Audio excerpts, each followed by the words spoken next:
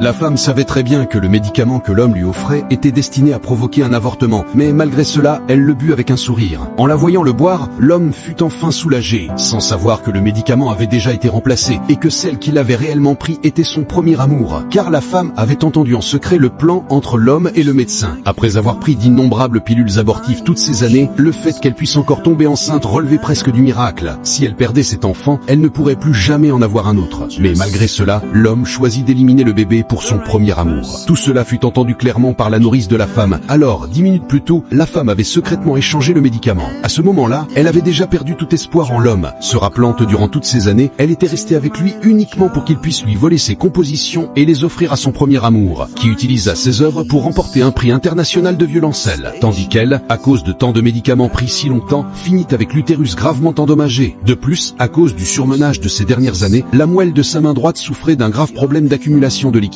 Si elle ne partait pas à l'étranger dans les 5 jours, sa main deviendrait complètement inutilisable. Mais pour pouvoir recevoir le traitement, elle devait d'abord avorter. En voyant sur l'écran l'image du couple profitant de la célébrité, la femme décida de redevenir elle-même. Elle acheta immédiatement un billet d'avion pour quitter le pays. Mais on lui annonça que depuis 3 ans déjà, l'homme avait bloqué toutes ses sorties. En l'entendant, elle comprit que l'homme ne lui avait jamais laissé aucune possibilité d'évasion. Cette nuit-là, la femme voulut prendre un médicament pour soulager la raideur de sa main. Mais l'homme rentra soudainement, non pas pour voir comment elle allait, mais pour lui demander froidement de livrer une autre composition pour son premier amour. Elle lui dit que le médecin avait affirmé que sa main ne pouvait plus composer, mais l'homme se contenta de rire froidement, pensant que c'était encore une excuse. Elle se rappela que durant cette année de mariage, elle avait déjà écrit 99 morceaux pour son premier amour, et pourtant, pour l'homme, elle n'était rien d'autre qu'un outil. En entendant cela, l'homme adoucit légèrement son attitude, mais elle n'osa pas le contrarier, car cela rendrait encore plus difficile sa fuite, et il lui restait encore 3 jours avant de récupérer son passeport. Elle accepta donc de l'aider avec la composition. Le lendemain, l'homme lui demanda de continuer à travailler sur la pièce. Elle répondit qu'elle voulait du jus d'orange et lui demanda d'en aller en chercher. Profitant de ce moment, elle utilisa le téléphone de l'homme pour envoyer secrètement un ordre à la compagnie aérienne afin d'annuler la restriction de voyage. Puis, elle effaça le message. Juste au moment où l'homme revenait, le téléphone vibra. Elle vit le message de confirmation et put enfin respirer soulagée. L'homme le lut et sortit en disant qu'il avait des choses à faire. Il ne restait plus que 2 jours avant son départ. Ce jour-là, en descendant, elle vit l'homme amenant son premier amour rendre visite à ses parents. Sa belle-mère lui ordonna même publiquement de servir du lait à l'autre femme. En entendant cela, la femme comprit que son opportunité était enfin arrivée. Alors elle renversa le lait exprès sur elle. L'homme furieux lui ordonna d'aller chercher une pommade pendant qu'il s'occupait de son premier amour. La femme alla dans la chambre pour s'excuser et d'une voix douce l'invita à rester dormir cette nuit-là. Tous deux restèrent figés en l'entendant, sans savoir que la femme comptait profiter de cette nuit pour s'enfuir.